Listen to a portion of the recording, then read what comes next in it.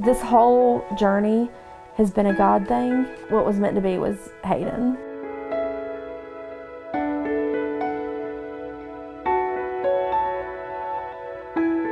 It was kind of a long journey to get to the point where we were confident that we wanted to foster. We've dealt for years with infertility.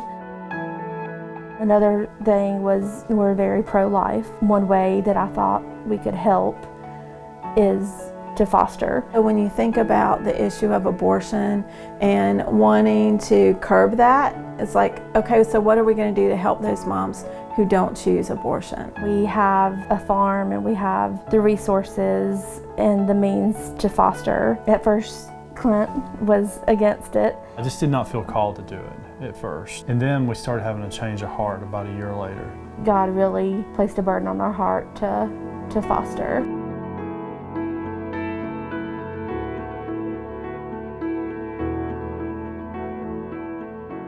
So we hadn't even got our foster license in the mail yet. I got a call. They said we have a 7-year-old boy and we think it might be a long-term placement, but we did not know that our first foster child would be the one that we would adopt.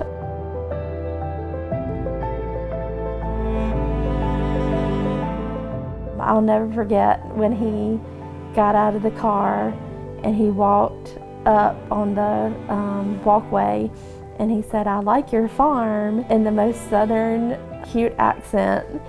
And I knew then that I was attached to him. I got home from work and he met me at the walkway. It was scary for us. I'm sure it was for him, but there was an instant connection there.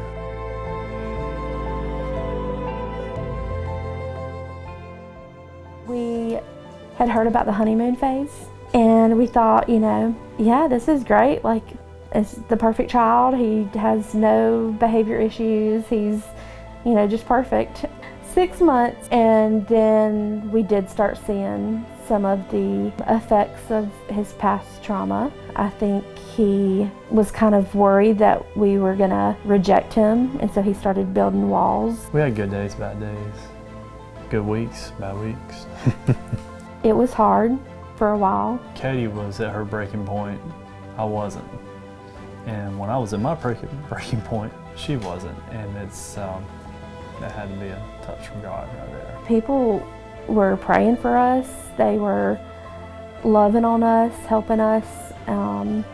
We definitely had a lot of support. I think support's important because there's so much on their plate. When you think about being a parent, that's hard already. And then they are parenting from the middle. So they're getting a foster child. They don't really, most of the time, know their history at all. And so they don't know what to expect. And a lot's gonna happen during that process of the foster child getting to know them and them getting to know the foster child. And I think through Miracle Hill, one of our biggest ways we want to support is through prayer and through them knowing that there's a whole ministry praying for them. It was a hard but easy decision at the same time. He was still having some behavior issues, and there were moments or days when I was like, are we what's best for him? Like, can we provide him with what he needs? It was all happening so fast, it was scary. And so we prayed a lot.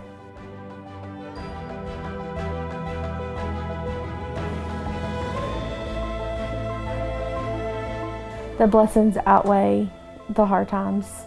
Seeing him grow, seeing him, just the milestones, losing his first tooth, seeing his grades get better and his reading. He grew in so many ways. And when we didn't know if we should adopt or we didn't know how to handle a certain behavior, we had to lean on God. God is the one that puts the family together.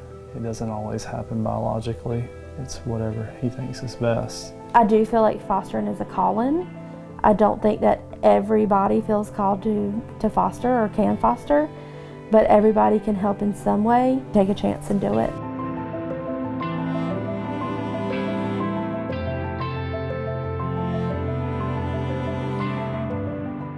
Foster care is important because you can help children that needs to be helped, and if children are getting hurt and abused, mentally abused, physically,